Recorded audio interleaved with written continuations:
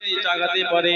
আমার রাসূলুল্লাহ বলেন শহীদদের তুলনায় আল্লাহ পাক আপনার আমার নামায় নেকি লিখে দিয়ে থাকে। আরো জোরে বলো সুবহানাল্লাহ। মাথায় টুপি পরা সুন্নাত, এটা আমি জানি। এই সুন্নাতের কথা এখানে আমি বলছি না। যে সুন্নাতটা জবা হয়ে গিয়েছে, যে সুন্নাতটাকে আমরা দাফন করেছি, ওই সুন্নাতটাকে যদি আপনি জাগাতে পারেন, আমার আল্লাহ পাক আপনাকে আমাকে শহীদদের সমতুল্য আল্লাহ নেকি লিখে দেবে। জাগানো তো দূরের কথা, সুন্নাতকে তো আমরা কবর দিচ্ছি। হ্যাঁ, চেয়ার টেবিল ট্রেন চলে গেছি, দাঁড়িয়ে খাওয়া। মডার্ন সাসে মডার্ন কি সাস মডার্ন ফেরেশতারা মডার্ন মান মারবে। অপেক্ষা খালি করছে, কোনো বাহানা চলবে না। আমি আবার বলছি, আমরা জানোয়ার মানুষকে আল্লাহ শ্রেষ্ঠ করলেন, আমরা নিজেরা নিজেরা জানোয়ারে পরিণত হচ্ছি। আমরা নিজেরা নিজেরা জানোয়ারে পরিণত হয়ে যাচ্ছি। এই জন্য আল্লাহ পাক জাহান্নাম করলেন জানোয়ারদের জন্য, আর জান্নাত করলেন মানুষের জন্য। কোন জানোয়ার? কোন জানোয়ার? যারা মানুষ রূপে জানোয়ার, ওই জানোয়ারদের জন্য জাহান্নাম। আল্লাহ পাক যাদের জ্ঞান দিলেন, বিবেক দিলেন, বুদ্ধি দিলেন, হালাল হালাল বোঝার ক্ষমতা দিলেন, জায়েজ নাজায়েজ বোঝার ক্ষমতা দিলেন, কোনটা চলবে কোনটা চলবে না এটা আল্লাহ বুঝার ক্ষমতা দিলেন। দিবার পরও যখন আমরা হারামকে হারাম করলাম না, হালালকে হালাল মনে করলাম না, বুদ্ধি আক্কেল দিবার পরে যখন আমরা জানোয়ারের মতো ঘোরাফেরা করলাম, আল্লাহ বললেন তোরা সৃষ্টির সেরা, কিন্তু তোরা আবার আমার কাছে জানোয়ারের থেকে নিকৃষ্ট, তোদের জন্য জাহান্নাম। কথা বুঝতে পারছেন না? পারছেন না? মানুষের সাথে জানোয়ারের পার্থক্য কোথায়? মানুষ হারাম হালাল বুঝবে, জায়েজ নাজায়েজ বুঝবে, কোনটা চলবে কোনটা চলবে না এটা আমরা বুঝবো। আল্লাহ জ্ঞান বুদ্ধি বিবেক দিয়েছে, তারপরও আজকাল আমাদের ঘরে ঘরে দেখবেন শরিয়ত বিরোধী কাজ বাড়ছে না কমছে? বলে আশ্চর্য। আর এর জন্য তাই আবার আমাদের মতো কিছু আলেম উলামা হাফেজ বছরের শবে বরাতের সময় যদিবা আমার বাড়ির কিছু ছেলেরা, আমাদের যুবকরা কিছু সুযোগ পায়, কি সুযোগ ব্যস্ত থাকে, শবে বরাতের সময় দেখবেন আমরা সব মসজিদে মসজিদে একটু নামাজ নফল ইবাদত করতে যাই না? আপনাদের শবে বরাত গেল তো কদিন আগে? হ্যাঁ, শবে বরাতের রাতে মসজিদে মসজিদে নফল ইবাদত একটু করেন না? গিয়েছিলেন না? একটা আলেম ওয়াজ করতে করতে কি বলছেন? কি বলছি জানেন? বলছে শবে বরাতে মসজিদে মসজিদে যাওয়ার থেকে বিশাখানায় যাওয়া অনেক ভালো। নাউজুবিল্লাহ বলা যাবে না? ঘরে যে নাউজুবিল্লাহ বলবেন নাকি? জোরে বলেন নাউজুবিল্লাহ। আপনাকে শুনেছেন? জানেন না? এইগুলো দেখবেন কি করে? আপনার আমার মেইন জিনিস হচ্ছে ঈমান। আসল জিনিস কি? ঈমান। আমার নানা জান ফুরফুরা জমিনে শুয়ে আছে আশিকে রাসূল, ছোট হুজুর পীর কেবলা একটা কথা বলতেন, বাবা গুনাহগার হয়ে যদি মরে যাও, আমার আল্লাহ তোমাকে যদি জাহান্নামে দেয়, একদিন না একদিন তোমাকে জাহান্নাম থেকে বার করে জান্নাতে দেবে। যদি ঈমান হারা হয়ে যদি মরে যাও, আর জাহান্নাম থেকে বেরোবার কোনো রাস্তা আর থাকবে না। সেই তো অবস্থা দেখেন, আমরা ঈমান হারা হয়ে যাচ্ছি আস্তে আস্তে, আমাদের কোনো খেয়াল নাই। এমন কিছু কথাবার্তা আমাদের মুখ থেকে বেরিয়ে যাচ্ছে, এমন কিছু আমাদের কাজকর্মের মাধ্যমে হয়ে যাচ্ছে, যেটা ঈমান চলে যাওয়ার সম্ভাবনা থাকে, কুফরিতে ফতোয়া দাঁড়িয়ে যায়, এটা আমাদের কোনো খেয়াল নেই। কথা বুঝতে পারছেন না? পারছেন না?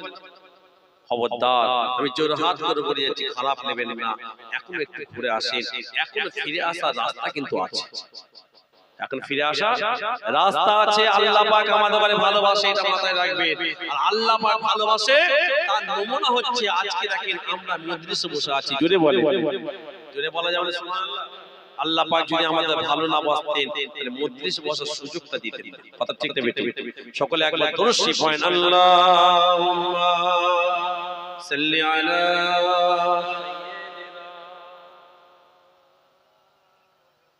ওয়া আলা আলি সাইয়্যিদিনা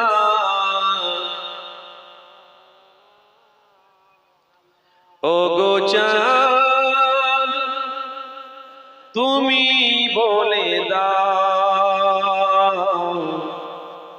আমার নবীজি কোথায়? জোরে বলে, সবাই একসাথে জোরে বলে, আর একটু জোরে বলে, ও গো চাঁদ তুমি বলে দাও আমার নবীজি কোথায়? কোথায় গেলে পাবো নবীকে, কোথায় গেলে পাবো নবীকে, পাক নবীজি রওজা। ও গো চাঁদ তুমি বলে দাও আমার নবীজি কোথায়? আল্লাহুম্মা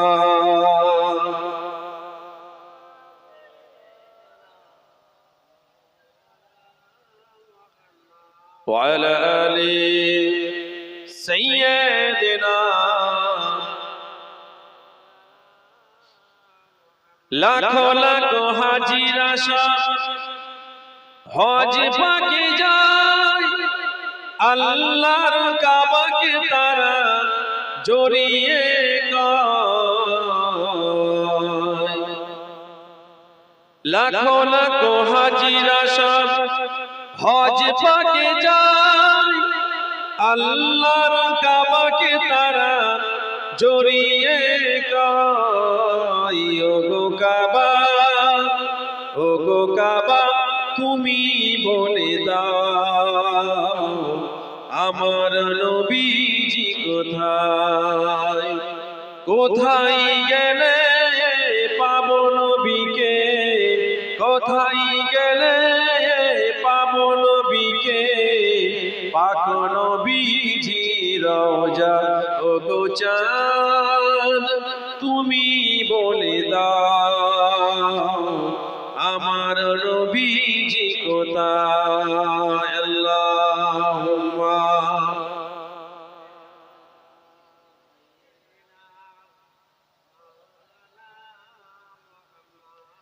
ওয়া আলা আলি।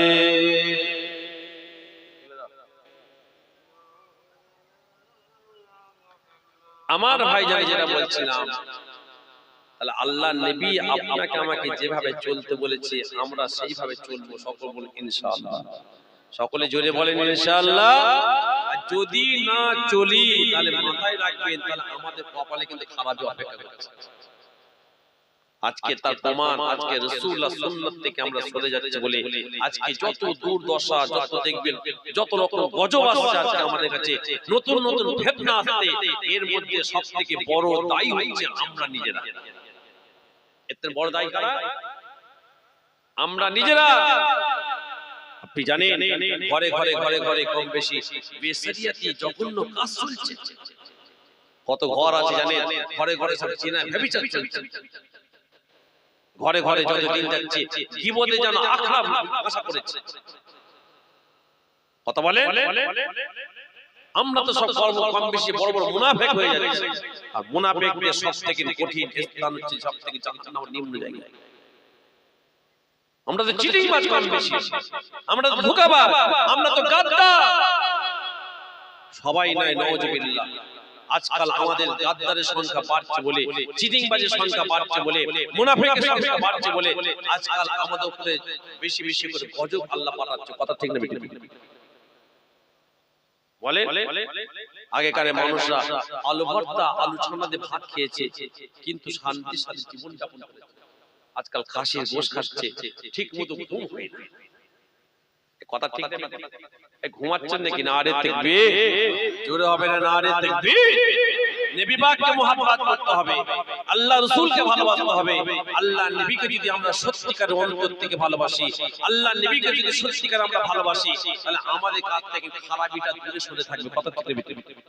আপনারা এখানে যারা বসে আছেন আমাকে সত্যি কথা একটা বলবেন, সবাই বলবেন হ্যাঁ কি না? এই কারা কারা বলে সবাই বলছেন? আচ্ছা সত্যি করে কথা বলেন, আপনারা যারা উপস্থিত বসে আছেন আপনারা সবাই আমার রাসূলুল্লাহকে অন্তর থেকে ভালোবাসেন? কারা কারা বাসে হাত দেখান তো নেই পাকে যারা অন্তর থেকে ভালোবাসে মাশাআল্লাহ নারে তাকবীর খারাপ নেবেন না তাহলে এবার সত্য কথা আমি বলি আপনারা বললেন সত্য কথা বলছি নবী পাককে ভালোবাসে হাত দেখালেন আর আমি হাত দিয়ে কি সত্য কথা বলবো বলবো হ্যাঁ আপনাদের এই ভালোবাসাটা কিন্তু সত্য ভালোবাসা ভাই জানা এত বড় কথা বললেন নওয়াজবিল্লাহ আমি কাউকে খারাপ নিয়ে বলছি না আচ্ছা আপনি বলুন আপনি বিচার করলেন এই যে আপনারা বললেন আপনি বিচার করলেন নামাজ পড়লে আল্লাহ আল্লাহর নবী খুশি কে খুশি সবাই বলেন আল্লাহ আর নবী খুশি হয় না আচ্ছা নামাজ না পড়লে কে খুশি হয় শয়তান আচ্ছা বলুন আমরা আল্লাহ আল্লাহর নবীকে খুশি করে মুখে বলছি যে আমরা জানি যে আল্লাহ আল্লাহ রাসূল খুশি হয় নামাজ পড়লে না পড়লে শয়তান খুশি হয় তাহলে আমরা কি করি নামাজ পড়ি না নামাজ বলেন পড়ি সবাই পড়ি আমি কথাটা বলছি সবাই ক্ষেত্রে বলছি নাউজুবিল্লাহ বলেন নামাজ পড়ছি আল্লাহ আল্লাহ রাসূল খুশি হবে গীবত তার মধ্যে আমাদের আছে পরচর্চা মিথ্যা আছে না তাহলে আমরা যদি সত্যিকারে আল্লাহ রাসূলকে ভালোবাসি আমরা বাদশাহ আল্লাহ রাসূলকে অস্বীকার করব না নাউজুবিল্লাহ আমরা এইটা আমার বিশ্বাস আমরা হয়তো ঠিকমতো নামাজ পড়ছি না এটা আমার বিশ্বাস হয়তো আমরা ঠিকমতো রোজা রাখছি না কিন্তু আমাদের প্রত্যেকের অন্তরে আল্লাহ আল্লাহ রাসূলের ভালোবাসা আছে না আমি বলতে চাই এই ভালোবাসাটা যেন সত্যিকারে তিনটে ধাপ যেন কমপ্লিট হয় আল্লাহ রাসূলকে ভালোবাসতে গেলে আপনাকে তিনটে ধাপ পার করতে হবে এক হচ্ছে অন্তর থেকে মহব্বত করতে হবে দ্বিতীয় নম্বর আপনাকে মুখে বলতে হবে তৃতীয় নম্বর হচ্ছে এতাই মানে কাজ করে দেখাতে হবে আমরা অন্তর থেকে ভালোবাসা অস্বীকার করব না মুখে বলছি নবী পাককে আমরা ভালোবাসা অস্বীকার করব না কিন্তু তৃতীয় নম্বর ধাপটা কিন্তু আমাদের এখন কি আছে বাড়তি আছে সত্যিকারই আমরা আশিক রাসূল হয়ে যাই নবী দিওয়ানা হয়ে যাই এই কথা বলতে যে একজনের কথা মনে পড়ে গেল আব্দুর রহমান বলে একজন জবরদস্ত একজন আল্লাহ ওলি ছিলেন আব্দুর রহমান বিশাল বড় মাপের আল্লাহ ওলি ছিলেন কিতাবে পাওয়া যায় ওনার জীবন সিরাতে পাওয়া যায় উনি প্রতিদিন আমার নবী পাকের উপরে 1000 বার করে দরুদ শরীফ পড়তেন জোরে বলে বলা যাবে না কতবার করে 1000 বার করে দরুদ শরীফ পড়তেন একদিন আব্দুর রহমান হুজুর চিন্তা করলেন যে আমি নবী পাকের দরবারে একবার যাব ইচ্ছা করলেন বহুদিন ধরে চেষ্টা করছে কিন্তু এবার ঠিক করলেন যে আমি নবী পাকের দরবারে যাব যে আব্দুর রহমান প্রতিদিন 1000 বার করে দরুদ পড়েন উনি ঘরে বসে বসে একটা কবিতা লিখলেন শুনেছেন ঘরে বসে বসে কি একটা লিখলেন একটা কবিতা লিখলেন কবিতাটা লিখে উনি ঠিক করে দিলেন এই কবিতাটা আমি লিখলাম নবী পাকের শানে আমি কবিতাটা লিখে আমি নবী পাকের রওজার পাশে যে আমি নবী পাককে জালির পাশে দাঁড়িয়ে দাঁড়িয়ে নবী পাককে এই কবিতাটা শোনাবো জোরে বলা যাবে না কেমন পাগল থাকে কেমন অন্তরে আশিক যাকে রাসূলুল্লাহর ভালোবাসা কবিতাটা লিখে মনে মনে ঠিক করলে কি করব মনটা আমার দিকে আছে তো নাকি কবিতাটা লিখে ঠিক করলে কি নবী পাকের দরবারে যাব আমি কবিতাটাকে কাকে শোনাবো আমি নবী পাককে শোনাবো ঠিক করে নিয়েছি কবিতাটা লিখেছে লিখে নবী পাকের রওজার দিকে হাঁটতে আরম্ভ করলেন মদিনা শরীফের দিকে হাঁটতে আরম্ভ করলেন এখন যেমন প্লেনের ব্যবস্থা আছে যত দিন যাচ্ছে উন্নতি হয়েছে না হয়নি তখনকার প্লেনও ছিল না জাহাজও ছিল না পায়ে হেঁটে যেতে নবী পাকের মানে উনি মদিনা শরীফের দিকে রওনা দিলেন রাত যায় দিন আছে দিন যায় রাত আছে ও নারায়ণপুরে মানুষেরা আব্দুর রহমান বিন জুসি মদিনা দিকে আগাতে লাগলেন যতদিন যায় রাত আছে রাত যায় দিন আছে দিন যায় রাত আছে রাত যায় দিন আছে দিন যায় রাত আছে আব্দুর রহমান হুজুর কি করলেন নবী পাকের উপরে দরুদ শরীফ পড়তে পড়তে আগাতে লাগলেন আর কবিতাটা বুকের মধ্যে জড়িয়ে রেখেছে আহারে এই কবিতাটা আমি নবী পাকের দরবারে যে আমি আমার রাসূলুল্লাহকে এই কবিতাটা পড়ে পড়ে শোনাবো কবিতাটা নবী পাকের শোনাবো নবী পাকের দরবারে ও ভাইরা ও যুবকেরা, আল্লাহ পাক আমার রাসূলুল্লাহর কি মাকাম দিয়েছে দেখেন। আল্লাহ পাক আমার নবী পাককে যদি মনে করে সবকিছু জানিয়ে দিয়েছে না দেয়নি বলেন। আল্লাহ পাক আমার রাসূলুল্লাহকে জানিয়ে দিয়েছেন। আমাদের আব্দুর রহমান বিন জোশী যখন মদিনার দিকে আগাতে লাগলেন, আব্দুর রহমান বিন জোশী যখন মদিনার দিকে যেতে লাগলেন, এমন অবস্থায় মদিনার বাদশাকে আল্লাহ নবী স্বপ্নের মাধ্যমে দিদার দিয়ে দিলেন। মদিনার বাদশাকে আল্লাহ নবী কি করলেন? স্বপ্নের মাধ্যমে দিদার দিলেন। ও ভাইরা, ও নারায়ণপুরের মানুষেরা, আব্দুর রহমান বিন জোশীকে আল্লাহ নবী ওই সময়তে মদিনার বাদশাকে স্বপ্নে দিদার দিয়ে দিলেন। মদিনার বাদশাকে স্বপ্নের মাধ্যমে আমার রাসূলুল্লাহ মদিনার বাদশাকে বলতে লাগলেন, এ মদিনার বাদশা, এ মদিনার বাদশা, আমি রাসূলুল্লাহ তোমাকে জানিয়ে দিলাম, আমি রাসূলুল্লাহ তোমাকে বলে দিলাম, মদিনার দিকে আমার আব্দুর রহমান মদিনাতে আসছে, আব্দুর রহমান মদিনার দিকে আসছে। এ মদিনার বাদশা, এ মদিনার বাদশা, আব্দুর রহমানকে যেন মদিনাতে প্রবেশ করতে না দেয়া হয়। ভাইজান, ও নারায়ণপুরের মানুষেরা, আমি মাহাতাব আপনাদের কাছে জিজ্ঞাসা করতে চাই, আব্দুর রহমান রাসূলুল্লাহর দুশমন ছিল না একজন আশিক ছিল? বলেন, আব্দুর রহমান বিন জোশী নবী পাকের একজন আশিক না একজন দুশমন ছিল? তাই নবী পাকের এই কথা বললেন। এ মদিনার বাদশা, আব্দুর রহমানকে যেন মদিনাতে প্রবেশ করতে না দেয়া হয়। এ মদিনার বাদশা, আব্দুর রহমান যেন মদিনার বাউন্ডারির মধ্যে প্রবেশ করতে না পারে। আব্দুর রহমানের কথা বলা পরে অনেক লম্বা চড়া ইতিহাস। আল্লাহ রাসূলের স্বপ্নে দিদার পরে মদিনার বাদশার ঘুমটা ভেঙে গিয়েছে ভাইজান, মদিনার বাদশার ঘুমটা ভেঙে গিয়েছে। মদিনার বাদশা চিন্তিত হয়ে গেলেন।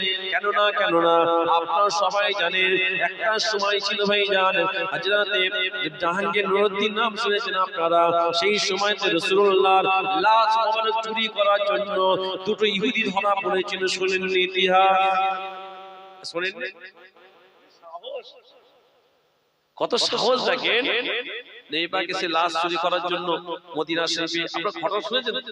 হ্যাঁ, আর মদিনার মানুষ ধরে এত ভালোবাসতো, মদিনা মানুষের কাছে এমন মানে ছিল কি বলে জানেন, এত পরিষ্কার ছিল, একদম নামাজি রোজাদার। মদিনার মানুষদের খাওয়াতো, সর্বদা ইবাদত করতো, কিন্তু রাতের বেলা কি করতো? হ্যাঁ, সুরঙ্গ নবী পাকের রওজার মধ্যে যাবে, নবী পাকের লাশটা ছিল। মদিনার মানুষেরা সবাই সাক্ষী দিত। যখন ধরা পড়ে গেল, অনেক লম্বা ঘটনাটা আপনারা জানেন, আমার বলা উদ্দেশ্য এটা নয়, বলা উদ্দেশ্য এটা নয়। মদিনার মানুষরা তখন বলছে যে আপনি ইনাদের ঘরে ধরতে, ইনারা কিন্তু এইরকম বদমাইশ, এরকম পাপী না। কথা বুঝতে পারছেন না? বাদশা বলছে না, এদের ঘরে আমার রাসূলুল্লাহ, বাদশা মনে মনে ভাবছে এদের চেহারা তোমাকে রাসূলুল্লাহ স্বপ্নে দেখিয়েছে যে ইরাই নেই পাটি করছে, জ্বালাচ্ছে, ডিস্টার্ব করছে, ঘরের মধ্যে ঢুকেছে। ওহ, কোথায় কিছু নাই, কোন জায়গায় একটা পানির গ্লাস, গরিব মানুষের মধ্যে থাকে, আর নামাজে মুসাল্লা বিছাচ্ছে। কি বিছানো আছে?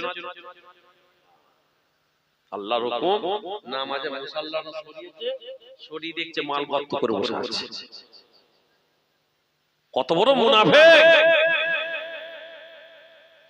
নবী পাক এই জন্য বলেছিলেন, আমি কাফেরদের থেকে মুনাফিক ধরে কি করি? কাফেরদের থেকে মুনাফিক ধরে কি করি? বেশি ভয় করি, তাই না? কাফেরদের ঘরে থেকে চিনতে পারবো ও কাফের, ও কাফের, ও দুশমন, ও দুশমন, ও দুশমন। আজকাল আপনার আমার ঘরের মধ্যে যদি মুনাফিক ঢুকে যায়, এতে বোঝা বড় কষ্টকর হয়ে যায়। কথা ঠিক না? আজকাল তো ঘরে ঘরে মুনাফিক ঢুকে গেছে। আজকাল আমার দাদা পীরের বাগানে অনেক আলেম, উলামা, হাজরা, পীর সাহেব, পীরজাদা, অনেকে আমরা ঘরের মানুষ, আমরা আজকাল এমন আমাদের চালচলন হয়ে যাচ্ছে যেটা আমার দাদা পীরের সিলসিলা বিরোধী হয়ে যাচ্ছে। কথা ঠিক না? বহু চক্রান্ত চলছে, আমার দাদা পীরের সিলসিলাটাকে মিটাবার চক্রান্ত চলছে, কিন্তু এই সিলসিলা কিয়ামত পর্যন্ত মিটাতে কেউ পারবে? পারবে? না, কারণ এই সিলসিলাকে আমার আল্লাহ স্বয়ং নিজে কবুল করে নিয়েছে, জোরে বলে। আর এই সিলসিলাটা আমার রাসূল, আমার দাদা পীরের সিলসিলা নয়, এই সিলসিলাটা স্বয়ং আমার রাসূলুল্লাহর সিলসিলা, জোরে বলে। আমি ওই কথাটা লাস্টে বলবো, এই সিলসিলাটা নবী পাকের কিনা, যেটা বলছিলাম ফিরে আসি। মুনাফিকরা অনেক দুশমনি করেছে নবীর সামনে, দেখবেন এখন আজানের ঘরে জন্ম হবার পরে, কুরআনের ঘরে জন্ম হবার পরে, দ্বীনের ঘরে জন্ম হবার পরে আমরা রাসূলুল্লাহর সামনে অনেকে এমন এমন খারাপ মন্তব্য করি যেটা ভাবতে অবাক লাগে, কথা ঠিক না? হ্যাঁ, কিছুদিন আগে দেখেছিলাম সোশ্যাল মিডিয়াতে, কোন একটা মানে একজন বেধর্মী ঘরের একজন ষাঁড় নেতা, কি নেতা, ষাঁড় মার্কা নেতা বলছে কি জানেন, বলছে আল্লাহ রাসূল নাকি দ্বীন প্রচার করেছে, ইসলাম প্রচার করেছে নাকি এক হাতে হাদিস ছিল আর এক হাতে নাকি তলোয়ার ছিল। এই নওয়াজবিল্লাহ বলে, এই শুনেন না আপনারা, শুনেন না? হ্যাঁ শুনেছেন, বলছে আবার ওর কথা অনুযায়ী বলছে বর্তমান প্রযুক্তি অনুযায়ী নাকি আমার রাসূলুল্লাহ নাকি লেখাপড়া জানতো না। ও বলছে ওই ষাঁড় মার্কা নেতা, ষাঁড় মার্কা নেতা বলছে আমার নবী পাক নাকি লেখাপড়া জানতো না। আচ্ছা বলুন তো, আমার নবী পাক যারা লেখাপড়া জানে না তাদের কি বলে? কথা বলছেন না কেন? হ্যাঁ মূর্খ, নাউজুবিল্লাহ, আমার রাসূলটা মূর্খ। যে আমি মাহাতাব এটা বলতে চাই, ও নালে ষাঁড় মার্কা নেতা অন্য বেধর্মী ঘরে জন্ম জানে না, ও নবী পাকের সামনে জানে না, এই জন্য হয়তো মন্তব্য করেছে। কিন্তু আমি এটা বলতে চাই, ও যে কথাটা বলেছে ও কিন্তু আমার মতো আলেমের মুখে শুনেছে, কারো মুখে শুনেছে? ও তো হাদিস পড়তে পারে না, কোরআন পড়তে পারে না, পারে? তাহলে ও কিন্তু আমার মতো ষাঁড় মার্কা নেতাদের শুনেছে, বক্তার থেকে। ওই জন্য কথাটা বলেছি, ও যখন বলছে আপনি তখন প্রতিবাদ করছেন, আর আমি যখন বলছিলাম আপনি তখন প্রতিবাদ করেন না, আমি আলেম বলে যে মাহাতাব ভাই আলেম নিশ্চয়ই হয়তো ঠিক বলছে না। নবীর শানে কোন রকম তাকাব্বুরি, রাসূলুল্লাহর শান মাকামকে যদি কোন রকম জাররা পরিমাণ যদি কোন জায়গায় নিচু করতে চায়, পুকুরিতে ফতোয়া এসে যাবে। আল্লামা রুহুল আমিন কিতাবে লিখছে, শুনছেন? খবরদার কোন চালাকি নবীর সামনে যেন করতে না যায়, কোন মানতে কোন হিকমত নবীর সামনে যেন করতে না যায়, ওইখানে গেলে কিন্তু জানবেন চলে যেতে হবে, কথা ঠিক না বেটি? আমার আল্লাহ সব সহ্য করে নেবে। নবীর সামনে যদি কেউ খারাপ মন্তব্য করে, খারাপ কথা বলে, ওই জায়গায় আমার আল্লাহ মোটেই সহ্য করবে না। তুমি নবীর সামনে এত বড় বড় সাহস, যা বলছো বলো, আলেমের ইলমের গরম দেখাচ্ছ, ইলমের তোমার থেকে ইবলিস বড় বড় আলেম ছিল, তোমার থেকে ইবলিস বড় পণ্ডিত ছিল, কথা ঠিক না বেটি?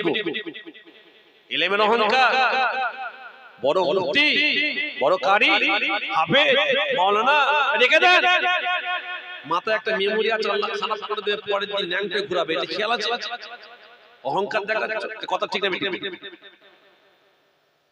আমরা আল্লাহ রাসূলের জন্য সব করতে পারি না? এই কথা বলে পারেন না? আল্লাহ রাসূলের সামনে যখন কেউ উল্টো পাল্টা কথা বলবে, গর্দান চলে যাবে, যা গর্দান দিয়ে দেবে, কিন্তু নবীর শানকে মাটিতে নিচু করতে দেব না, কথা ঠিক না? একটা আলেম ওয়াজ করছে, নবী পাকের নাকি মুখ থেকে নাকি দুর্গন্ধ বেরোচ্ছে, সবাই নাউজুবিল্লাহ বলে, সে তো আলেম, চুপ করে যাবে? আপনারা তো চুপ করে থাকে, এরকম আলেম দাওয়াতে দেন আপনারা। আপনারা হয়তো জানেন না, সাধারণ মানুষ, আপনারা আমার ঈমানের ক্ষতি করছে, এটা হয়তো বুঝতে পারছেন। আল্লাহ আমাদের সকলকে যেন বুঝার ক্ষমতা দেয়, যারা উল্টো পাল্টা বলছে আল্লাহ যেন ওদের বলে হিদায়াত দেয়, যদি বলেন আল্লাহুম্মা আমিন। আমরা দোয়া চাই, ভাই কি করব, আল্লাহ যেন বুঝার ক্ষমতা দেয়। আমার ভাই জানে যে কথা বলছিলাম, আমার আল্লাহ পাক সর্বদিক থেকে আমার রাসূলুল্লাহকে আল্লাহ কি করেছেন, আমি কি ছেড়ে দেবো নাকি অসুবিধা হচ্ছে নাকি? এই আপনাদের অসুবিধা হচ্ছে, ছেড়ে দেবো, উত্তর দিচ্ছেন না কেন? আমার উত্তর না দিলে আমার ঠিক পোষায় না। আমি একা ওয়াজ করবো, আপনারা ওয়াজ করবেন না, আপনাদের একটু বকাই না, তো অসুবিধা হচ্ছে কি? আচ্ছা বেশি বেশি থাকবে যে আমি 11টা নিয়ে আসবো, কটা বাজে? 11:34 হয়ে গেছে, আর তো আছে 26 মিনিট, একটু সাথ দেবে? এই বলবো না সাথ দেন। আল্লাহ পাক আমার রাসূলুল্লাহকে সর্বদিক থেকে শ্রেষ্ঠ করেছিলেন, জোরে বলে, সর্বদিক থেকে জ্ঞানীর জ্ঞানী, পণ্ডিতের পণ্ডিত, ডাক্তারের ডাক্তার, ইঞ্জিনিয়ারের ইঞ্জিনিয়ার, উকিলের উকিল, সর্বদিক থেকে আমার রাসূলুল্লাহকে আল্লাহ ভালোর দিকে আল্লাহ শ্রেষ্ঠ করে দিয়েছেন। জোরে বলে। অনেকে বলে রাসূলুল্লাহ কিছুই জানে না। আরে সাহেব তো জানা নাই, আল্লাহ মনে করলে আমার রাসূলুল্লাহকে সব জানে। আল্লাহ পাক সব পারে না পারে না। আল্লাহ যদি মুর্দাকে জিন্দা করতে পারে, ও ভাইরা, ও নারায়ণপুরের মানুষেরা, আল্লাহ জিন্দাগুলোকে যদি মুর্দা করতে পারে, মরে যাবার পরে হাড় মাটিতে সব সমান হয়ে যাবে, আল্লাহ আপনাকে আমাকে আবার পুনরায় জিন্দা করবে না করবে না? আল্লাহ পুনরায় আবার আপনাকে আমাকে জিন্দা করবে। আল্লাহ পাক যদি মনে করে, এটা আমাদের বিশ্বাস, এটা আমাদের আকীদা, আল্লাহ যদি মনে করে পথের ভিখারিকে আল্লাহ রাজা করতে পারে না পারে না? আল্লাহ যদি মনে করে রাজাকে আল্লাহ পথের ভিখারি করতে পারে না পারে না? আল্লাহ যদি মনে করে এই সারা এত বড় পৃথিবীটাকে ভাইজান, আল্লাহ পাক এত বড় পৃথিবীটাকে ছোট ছোট ছুঁচের মধ্যে প্রবেশ করাতে পারে না পারে না? আমার আল্লাহ সবই পারে। আমার আল্লাহ পাক আমার রাসূলুল্লাহকে সব কিছু দিতে পারে না পারে না? একটা কথা মনে পড়ে যায় ভাইজান, বোম্বে জমিন হুজুরের মাজার আছে, হযরত ইসমাইল বুখারী হুজুর বলে একজন ছিলেন ভাইজান। উনি সে বছর হজ পাকে গেলেন। হযরত ইসমাইল হুজুর বলে যখন হজ পাকে গেলেন, হজ পাকে যাবার পরে মক্কা শরীফ থেকে যখন মদিনায় চলে গেলেন, মদিনা শরীফে যাবার পরে ও ভাইজানেরা, মদিনা শরীফে যাবার পরে আমাদের প্রত্যেকের অন্তরটা নবী পাকের রওজার দিকে থাকে না থাকে না? আমাদের প্রত্যেকের অন্তরটা সব সময় মনে হয় নবী পাক দরবারে একটু তাকি, নবী পাকের দরবারে তাকি। অনেক হাজী সাহেবরা হজ পাকে যায়, মদিনা শরীফে যাবার পরে মদিনা শরীফে রাসূলুল্লাহর রওজার বাইরে অনেকে রাতে সারা রাত কি রাত কাটিয়ে দেয়। কথা ঠিক না বেটি? কাটাই না? ও ভাইজানেরা, ও যুবকেরা, ও পশ্চিম নারায়ণপুরের মানুষেরা, বিশ্বাস করেন আপনি যখন রাসূলুল্লাহর মাজারের কাছে যাবেন, আপনি মসজিদে নববী শরীফে নামাজ না পড়ে যখন দৌড়ে দৌড়ে দৌড়ে দৌড়ে নবী পাকের মাজারের কাছে আপনি যাবেন, নবী পাকের মাজারে যাবার আগে একটা গেট করা আছে ভাইজান, যে গেটটার নাম হলো বাবে সালাম। যে গেটটার নাম হলো বাবে সালাম। বাবে সালামের মধ্যে আপনি যখন প্রবেশ করবেন, প্রবেশ করার পর আপনি বুঝতে পারবেন আমি আমার দয়ার নবীর মাজারের কাছাকাছি চলে এসেছি। কেননা রাসূলুল্লাহর মাজারের কাটা ভাইজান সোনালী কালারে চালি করা আছে ভাইজান, সোনালী কালারে চালি করা আছে। আপনি যখন রাসূলুল্লাহর মাজারের কাছাকাছি চলে যাবেন, সোনালী কালারে চালির একটা জায়গায় দেখবেন একটা হাড়ির মুখের মতো ফাঁকা করা আছে, ওইখানে আমার রাসূলুল্লাহর নাম মোবারকখানা লেখা আছে।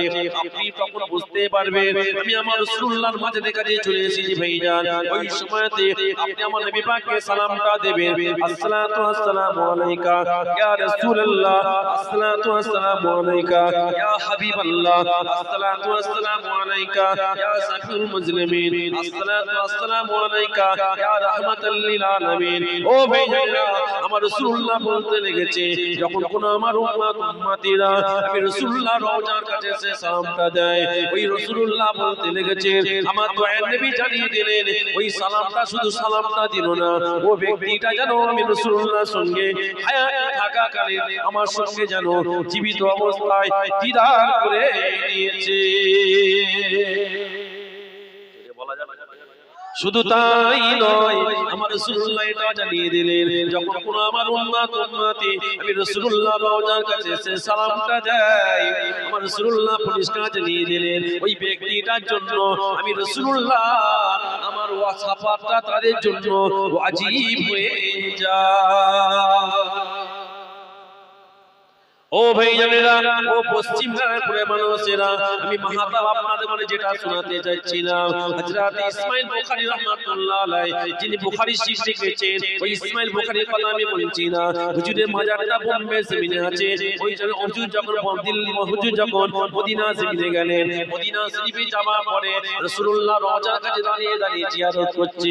জিয়ারত করে রাসূলুল্লাহর কাছে দুই হাত তুলে দোয়া চাইলেন, ইয়া রাসূলুল্লাহ, ইয়া হাবিবাল্লাহ, আপনার থেকে আমি ইসমাইল কিছুই চাই না ইয়া রাসূলুল্লাহ ইয়া হাবিবাল্লাহ আপনার থেকে আমি দুনিয়া চাই না আপনার থেকে আমি জান্নাত চাই না ইয়া রাসূলুল্লাহ ইয়া হাবিবাল্লাহ আপনার কাছে আমি ইসমাইল একজন নগণ্য আপনার উম্মত ইয়া রাসূলুল্লাহ ইয়া হাবিবাল্লাহ আপনার কাছে আমি একটা জিনিস চাইছি ইয়া রাসূলুল্লাহ হাবিবাল্লাহ আপনি যেন আমি ইসমাইলের উপরে রাজি খুশি হয়ে যান আপনি আমার রাজি ও নারায়ণপুরের মানুষেরা রাসূলুল্লাহ যদি আমাদের উপর রাজি হয়ে যায় রাসূলুল্লাহ যদি নারায়ণপুরের মানুষদের উপর রাজি হয়ে যায় আর কিছু চাই না কথা ঠিক না বেটি নবী পাক যদি আমাদের উপর রাজি হয়ে যায় আর কিছু চাই না আর কিছু চাই না কেননা নবী পাক রাজি হয়ে গিয়েছে যে কথা বলছি না ভাইজান অনেক লম্বা চওড়া ঘটনা সংক্ষেপে বলে হযরত ইসমাইল হুজুর কি করলেন হুজুর বাসাতে চলে আসলেন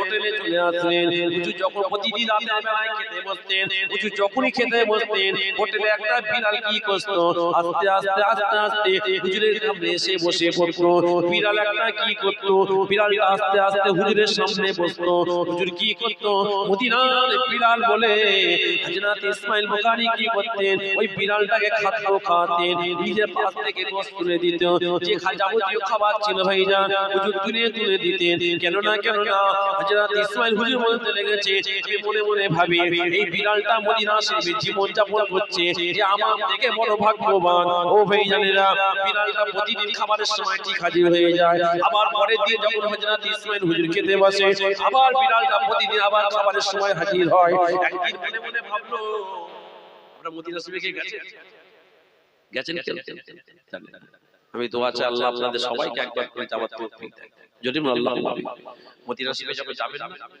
বুকটা ভরে যাবে বিশ্বাস করে অনেক খরচা নেই আপনাদের হয়তো ফরজ হজ করার যদি পয়সা না থাকে আমি মাহাতাব আপনাদের ঘরে বলবো একবার করে উমরাই যান ৭০,০০০ ৮০,০০০ টাকা খরচা মদিনা শরীফে হ্যাঁ প্রচুর বিড়াল আপনাকে চেনে না বিড়ালগুলো গায়ে হাত দেবে আপনি আপনার কোলে শুয়ে পড়বেন রাসূলুল্লাহ একটা সুন্নাতে হ্যাঁ আবু হুরায়রা কথা ঠিক না বলে এসে যাবে আপনার সাথে খেলা করবে কি এক একটা বিড়াল এক এক রকম তো হযরত ইসমাইল হুজুর বলছে আমি যখন প্রতিদিন খেতে বসি ঠিক খাবার সময় বিড়ালটা আমার সামনে কি হতো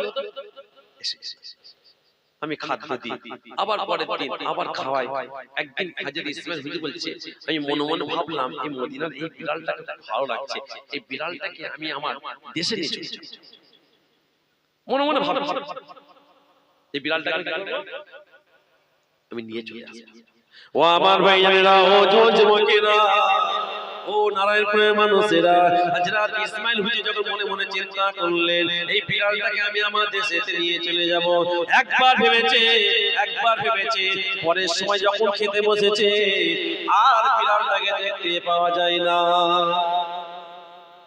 আবার পরের দিন খেতে বসছে বিড়ালটাকে আর দেখতে পাওয়া যাচ্ছে না প্রতিদিন একবার তোমার তিনবার যখনই খেতে বসতেন প্রতিদিন একবার তোমার তিনবারই বিড়ালটা হাজির হতো যখন থেকে ভেবেছে বিড়ালটাকে আমি আমার দেশে নিয়ে চলে যাব ভাবার সঙ্গে সঙ্গে বিড়ালটাকে আর দেখতে পাওয়া যায় না হুজুরের জীবন সিরাতের মধ্যে পাওয়া যায় আপনারা যখন বোম্বে সিমলে যাবেন হযরত হাজী আলী হুজুরের মাজারে যাবেন ওইখানে আপনারা হুজুরের জীবন সিরাতটা পাবেন হযরত ইসমাইল হুজুর বলতে লেগেছে আমি যখন বিড়ালটাকে দেখতে পেলাম না আমি নিজে একটু চিন্তিত হয়ে গেলাম কি ব্যাপার আমি বিড়ালটাকে প্রতিদিন দেখতে পেতাম আর ২-৩ দিন হয়ে গেল বিড়ালটাকে আর দেখতে পাই না ও ভাইজানেরা মদিনা শরীফে যখন হাজী সাহেব না যায় প্রত্যেক নামাজের শেষে সবাই অন্তরটা রাসূলুল্লাহ রওজার কাছে চলে যায় আপনারা যখন যাবেন আপনারা মনটা হবে সব সময় দয়ার নবীর কাছে একবার যেয়ে বসি কেননা সারা জীবন আমরা আলোচনা শুনলাম সাহাবা হুজুর আমার নবী পাকের কাছে বসতো সাহাবা হুজুর আমার রাসূলুল্লাহ চাঁদের দিকে তাকিয়ে থাকতো আমি তো মদিনা জমিনে মাত্র ৮ দিনের জন্য এসেছি 10 দিনের জন্য এসেছি আমি রাসূলুল্লাহর কাছে একটু থাকি কোনটা চাইবে না জবাব দেন নবী পাকের রওজার সামনে আপনি যখনই যাবেন আপনি যখন নবী পাককে সালামটা দিবেন আপনার সালামের আওয়াজ আমার রাসূলুল্লাহ পেতে থাকে কেননা আল্লাহ পাক আমার রাসূলুল্লাহকে জিন্দা হায়াতুন নবী করেছে আরো যদি বলো সুবহানাল্লাহ ও ভাইজানেরা মদিনার জমিনটা আপনাকে এত ভালো লাগবে রাসূলুল্লাহর মাজারটা যখন আপনি দেখবেন আপনার বুকটা ভরে যাবে আরে আমার রাসূলুল্লাহ শুয়ে আছেন, এখানে আমার দয়ার নবী শুয়ে আছে। আমাদের মনটা চাই রাসূলুল্লাহকে একবার যেন দেখতে পাই। ওই জন্য মদিনা শরীফে যারা যায়, বেশিরভাগ যারা সত্যিকারের তাসাউফের মানুষ, মদিনা শরীফে শুক্রবারের রাতটা অর্থাৎ বৃহস্পতিবার দিনের পরে দিন যাবার পরে ওই রাতটাকে রাসূলুল্লাহ রওজার বাইরে ভাইজান সবার জায়গা আছে। যারা তাসাউফের মানুষ তারা রাসূলুল্লাহ রওজার বাইরে শুয়ে শুয়ে সারা রাতটা কাটিয়ে দেয়। আহারে যদি আজকে রাত্রিরে নবী পাকের দিদার একবার পেয়ে যায়, আহারে একবার যদি নবী পাকের দিদার পেয়ে যায়, আল্লাহ পাক আমার জন্য জাহান্নামের আগুনটাকে আমার আল্লাহ হারাম করে দিবে। বেশি বাজার তাসাউফের মানুষ রাসূলুল্লাহর মাজার ওখানে থাকতে দেবে, সব বাইরে এসে সব ওই গিরি সব রেলিং দিয়ে আছে, কেউ শুয়ে থাকে, কেউ বসে রেলিংটা ধরে এই পাকের মাজারের দিকে এইভাবে তাকিয়ে ঝরঝর করে যে আমার নবী আছে, আমার দয়ার নবী দেখে, আমার নবী এখানে, আমার জান এখানে, আমরা আমাদের জানের কাছে এসেছি, এর থেকে মূল্য জিনিস আর কি আছে? কথা ঠিক আছে? ও ভাইজানেরা, ও যুবকেরা, ও পশ্চিম নারায়ণপুরের মানুষেরা, আমি মাহাতাবা আপনাদের ঘরে যেটা বলছিলাম, হযরত ইসমাইল হুজুর চিন্তা করলেন বিড়ালটা দেখতে পাওয়া যাচ্ছে না কেন। হযরত ইসমাইল হুজুর কি করলেন, নবী পাকের মাজারে কাছে প্রতিদিন জিয়ারত করতে যায়, যে হঠাৎ করে দেখছে কিনা ওই বিড়ালটা রাসূলুল্লাহ রওজার জালির কাছে বসে আছে। রাসূলুল্লাহ মাজারের জালির কাছে বসে আছে। হুজুরের জীবন সিরাতের মধ্যে পাওয়া যায়, হযরত ইসমাইল বলে আমি বিড়ালটার দিকে লক্ষ্য করলাম, আমি দেখতে পাই কিনা বিড়ালের চোখের সাইডে পানির গোছা বয়ে যায়, বিড়ালের চোখের গা দিয়ে পানি বয়ে যায়। হযরত ইসমাইল হুজুর বলতে লেগেছে আমি বুঝতে পারলাম ওই বিড়ালটা যেন আমার নবী পাককে বলতে লেগেছে ইয়া রাসূলুল্লাহ, ইয়া হাবিবাল্লাহ, আমি বিড়াল ভুখা রয়ে যাব, ক্ষুধার্ত রয়ে যাব ইয়া রাসূলুল্লাহ, এই মদিনার জমিন আমি ছাড়ব না। আরো জোরে বলুন সুবহানাল্লাহ। ও ভাইজানেরা, এখান থেকে একটা প্রমাণ বাড়িয়ে বেরিয়ে আসে, ওই বিড়ালটা যদি হযরত ইসমাইল হুজুরের মনের কথা যদি জানতে পারে, আল্লাহ পাক জানিয়েছে কথা ঠিক না বেটি, তাহলে আল্লাহ পাক আমার রাসূলুল্লাহকে জানাতে পারে না জবাব দেন। মনে মনে ভেবেছে বিড়ালটা বুঝতে পেরেছে, নবী পাকের রওজার কাছে বসে বসে চোখের পানি ঝরাচ্ছে। হযরত ইসমাইল হুজুর বলছে আমার মনে হচ্ছে বিড়াল যেন বলছে ইয়া রাসূলুল্লাহ, ভুখা রয়ে যাব, ক্ষুধার্ত হয়ে যাব, কিন্তু মদিনার জমিন আমি জোরে বলে, একটু জোরে বলা যাবে না? ও ভাইজানেরা, ও যুবকেরা, ও মুরব্বিয়ানেরা, যে কথা বলছিলাম আপনাদের মনে আছে কি জানি না, আব্দুর রহমান বিন জুসির কথা বলছিলাম, মনে আছে না নাই? আছে। আল্লাহ নবী মদিনার বাদশাকে স্বপ্ন দেখালেন, হে মদিনার বাদশা, খবরদার আব্দুর রহমান যেন মদিনাতে প্রবেশ না করে, মদিনার মধ্যে আব্দুর রহমান প্রবেশ না করতে পারে। ও ভাইজানেরা, কিতাবের মধ্যে পাওয়া যায় মদিনার বাদশা চিন্তিত হয়ে গেলেন, আব্দুর রহমান হয়তো রাসূলুল্লাহর কোনো ক্ষতি করে দেবে, কিন্তু না, আব্দুর রহমান একজন রাসূলুল্লাহর আশিক ছিল ভাইজান। মদিনার বাদশা ঘুম ভেঙে যাবার পরে মদিনার চারিদিকে মদিনার বাদশা পাহারাদার লাগিয়ে দিয়েছে, খবরদার রাসূলুল্লাহর অর্ডার, রাসূলুল্লাহর হুকুম, আব্দুর রহমান বলে মদিনাতে যেন প্রবেশ করতে না পারে।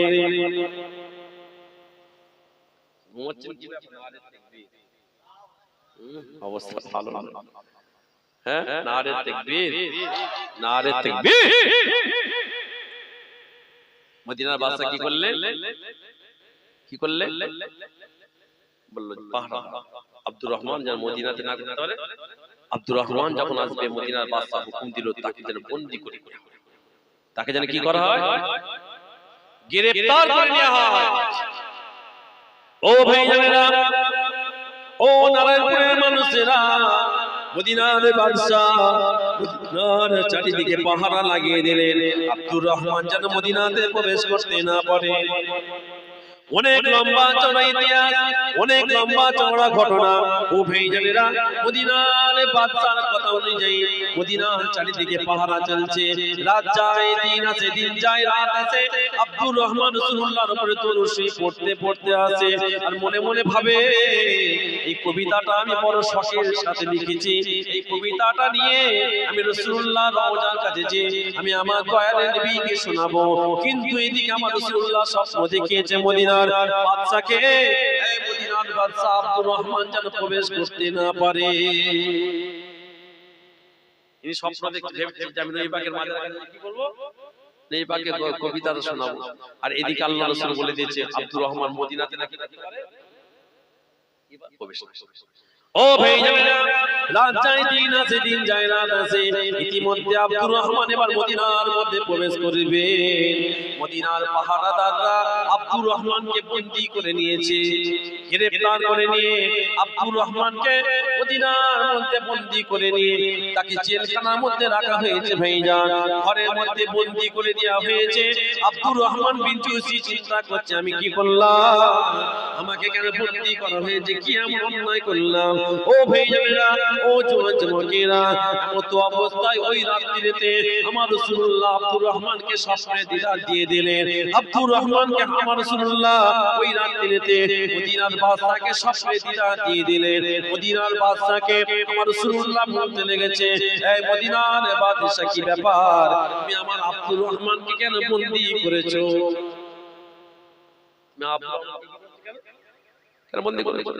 ও ভাইজানেরা, কিতাবের মধ্যে পাওয়া যায় মদিনার বাদশা কেমন রাসূলুল্লাহ স্বপ্নের মাধ্যমে বলতে লাগলেন, কি ব্যাপার, তুমি কেন আমার আব্দুর রহমানকে কেন বন্দী করেছো? খবরদার খবরদার খবরদার, আমার আব্দুর রহমানের যেন কোনো রকম কষ্ট না পায়, আব্দুর রহমানকে বন্দী করতে যেও না, আব্দুর রহমানকে তুমি যেন ছেড়ে দাও, তার কোনো যেন অসুবিধা না হয়। কিতাবের মধ্যে পাওয়া যায় ওই সময়তে মদিনার বাদশা আমার রাসূলুল্লাহকে জিজ্ঞাসা করেছিলেন, ইয়া রাসূলুল্লাহ, ইয়া হাবিবাল্লাহ, আপনি আব্দুর রহমানকে মদিনাতে প্রবেশ করতে মানা করলেন, ইয়া রাসূলুল্লাহ হাবিবাল্লাহ, আপনি আব্দুর রহমানকে জানো আপনি আবার সুহিলে ছেড়ে দিতে বলেছেন।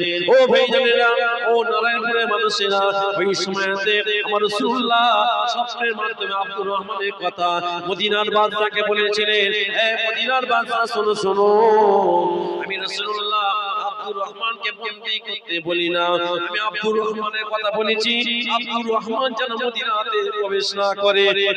কেন না মদিনার বাদশা যখন জিজ্ঞাসা করেছে আমার নবী পাক ওই সময় বলেছেন, ওই মদিনার বাদশা শোনো শোনো, আব্দুর রহমান আমাকে এত মহব্বত করে, আব্দুর রহমান আমাকে এতটা ভালোবাসে, আব্দুর রহমান আমার এতটা আশিক, আব্দুর রহমান আমার এতটা দিওয়ানা, আব্দুর রহমান আমার উপরে প্রতিদিন 1000 বার করে দরুদ শরীফ পড়ে।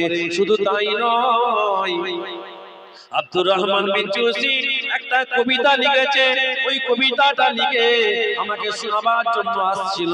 আব্দুর রহমান যদি আমি রাসূলুল্লাহ রওজার কাছে এসে সালামটা দিয়ে কবিতাটা যদি আমার রওজার কাছে এসে শোনায়, আব্দুর রহমান আমাকে এতটা মহব্বত করে, আমি আব্দুর রহমানকে এত মহব্বত করি, আমি আব্দুর রহমানকে এত ভালোবাসি, আব্দুর রহমান যদি আমি রাসূলুল্লাহ রওজার কাছে এসে কবিতাটা শোনাতো, আমি রাসূলুল্লাহ রওজার মধ্যে আর থাকতে পারতাম না, আমি রাসূলুল্লাহ আব্দুর রহমানের সামনে উঠে যেতে বাধ্য হতাম, আমি রাসূলুল্লাহ আব্দুর রহমানের সামনে যদি চলে যেতাম আল্লাহ পাক কিয়ামত চালু করে দেবে।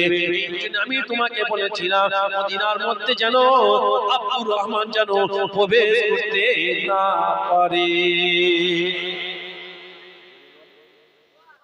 নারে তাকবীর।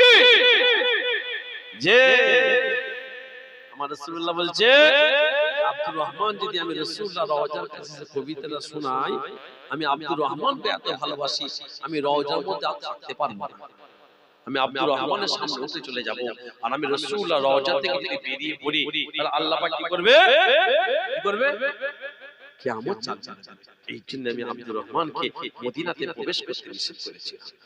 ভাইজান, চোখের পানি দু রকম হয়, একটা দেখবেন সুখের চোখের পানি হয় না, আর একটা দুঃখের চোখের পানি। কথা ঠিক না বেটি? নবী পাক কেন আব্দুর রহমানকে মানা করলেন? বুঝতে পারলেন নবী পাককে আমার আব্দুর রহমান এতটা মুহাব্বত করতে ভালোবাসতে। কথা ঠিক না বেটি? ও নারায়ণপুরের মানুষেরা, আমি মাহাতাবা আপনাদের করে ভুলে যাই, আপনাদের পীরের আওলাদ হিসেবে আপনাদের করে ভুলে যাই, হয়তো আমরা ঠিক মতো নামাজ পড়তে পারছি না, রোজা রাখতে পারছি না, কিন্তু আমার রাসূলুল্লাহ বললেন না না, তোমাদের ঘরে আল্লাহ যেগুলো করতে বলেছে সেইগুলোকে তোমরা করো। নবী রাসূলুল্লাহ যেগুলোকে নিষেধ করলাম এই দুটোকে তোমরা যদি করতে পারো, একটা করো আর একটা ছাড়ো, ভালো জিনিসটা করো, খারাপ জিনিসটা তোমরা বর্জন করো, আমার আল্লাহ পাক তোমাদের ঘরে আখিরাতে আল্লাহ শান্তি দিয়ে দেবে। যে কিন্তু যত দিন যাচ্ছে আমরা রাসূলুল্লাহ সুন্নাত থেকে সরে যাচ্ছি, কথা ঠিক না বেটা? যেহেতু আপনারা এখানে বসে আছেন, মুজাদ্দিদে জামান আমার দাদা হুজুর পীর কেবলা রাহমাতুল্লাহ আলাইহি মতাদর্শে মমতাজ নাকি, হ্যাঁ যারা বসে আছেন আপনারা ভালোবাসেন, কারা কারা ভালোবাসে তাকবীর দেন, নারে তাকবীর।